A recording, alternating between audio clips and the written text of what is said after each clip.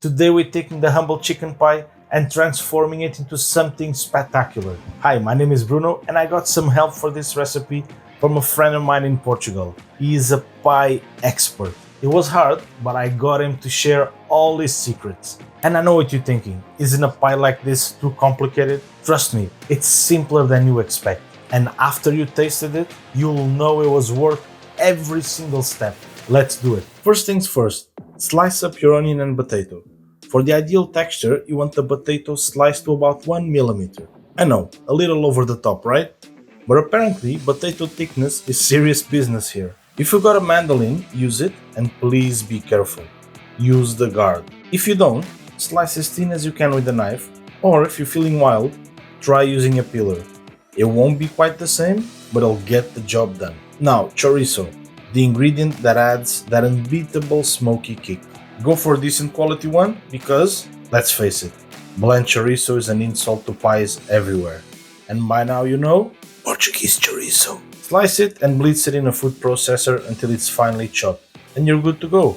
Mince a few garlic cloves, dice up the roasted chicken, and we're ready to go. Leftover roasted chicken will work, but honestly, nothing beats freshly roasted. Mine was just seasoned with salt, smoked paprika, and Worcestershire sauce, and roasted for a good 40 minutes at 180 degrees Celsius. Let's hope it was worth the extra effort. And now we just start building up some flavor. Splash a bit of olive oil in a pan, toss in the onions, and add a pinch of salt.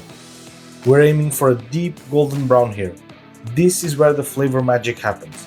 And by magic, I mean standing around while onions slowly caramelize. Good things take time, they say.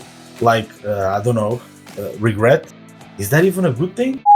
When the onions reach that perfect golden color, add the chorizo. This step is crucial because the oils from the chorizo blend with the onions, adding layers of smoky, salty flavor. Think of it as a flavor partnership that's destined to end deliciously. Don't they all? Maybe not. Add your garlic in and a pinch of white pepper. Just cook it for about a minute, long enough for that aroma to bloom. And now we add the spice squad: smoked paprika and bay leaves in, garlic powder, onion powder, Worcestershire sauce, tomato paste, pinch of sugar. This combination turns an ordinary feeling into something memorable, or mildly concerning depending on your outlook. The umami from the Worcestershire will bring all the seasonings to life. Stir everything together and let it cook for a minute or two. We're building that rich, layered feeling here. Add a splash of white wine. This splash is for the pan only. But hey, it's your kitchen, so if it's one of those days, feel free to pour yourself some. Just a little bit, don't go too far. Let it simmer until the alcohol cooks, leaving just a rich flavor behind. Now for the first big secret, those paper thin potato slices. They will soak up the flavors, staying tender while adding subtle texture. Personally, I think this is just a test of endurance, but hey, thin potatoes, thick emotion resilience. That's the real goal. Add a splash of stock and let them cook until they soften and the liquid reduces. Remember, thin equals flavor here. If you've accidentally cut a thicker slice, quietly tuck it away. What happens in the kitchen stays in the kitchen. Once the liquid's almost gone, add the chicken. Stir everything together, making sure each piece is nicely coated in those spices. I was told that seasoning is everything here, so taste and adjust as needed. Now we start our bechamel sauce. And this is the second secret, and it's what's keep the filling creamy and moist so that every slice is just as good as the first. In a pan, melt some butter, and to go a step further, let's brown it. Medium-low heat, and keep moving it until it gets nice and golden. When it's perfectly brown, add the flour, stirring it until it forms a smooth paste. Let it cook for a minute. This helps get rid of that raw flour taste. Now slowly pour in the chicken stock, whisking continuously to keep it smooth. Taste it and adjust the seasoning as needed.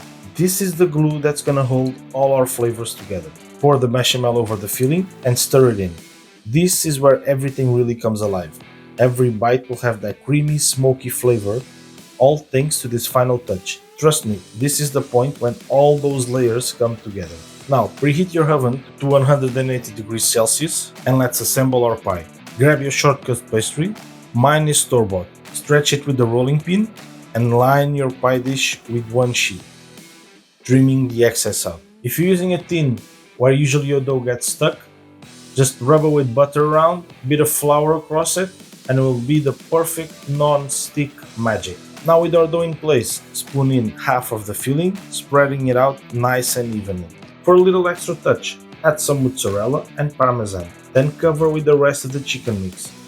This is gonna make it creamy and cheesy. Place the second sheet of pastry over the filling, remove the excess, rolling the edges to seal, and press them with a fork for that classic look. Brush it with a quick egg wash to get that golden crust. Don't forget to make a small hole in the top for the steam to escape, unless you want pastry with a side of drama. To finish, sprinkle some sea salt over the dough. Pop it in the oven for 30 to 40 minutes until the crust is golden and crispy. And when it's done, take a look at that. This pie is everything I was told it would be. Let it cool down for 30 minutes, then slice into it. This, my friends, is why Marco's Cafe was always packed. Every bite tells a story of flavor done just right, and a lot of patience. Mostly the patient part. Alright, here we go. After all those steps, let's see if it's worth it. Yes. You've got that smoky chorizo flavor cutting through the creamy bechamel. The chicken is tender and super flavorful, and the potatoes give the necessary texture here. This is next level comfort food. So thank you, Marco, for sharing this one. Good food is just special. And in this video here, I'll give you another special dish that is very close to my heart. One that I know you'll love and enjoy. So if you enjoyed this video, don't forget to like and subscribe, and I'll see you there. Bye!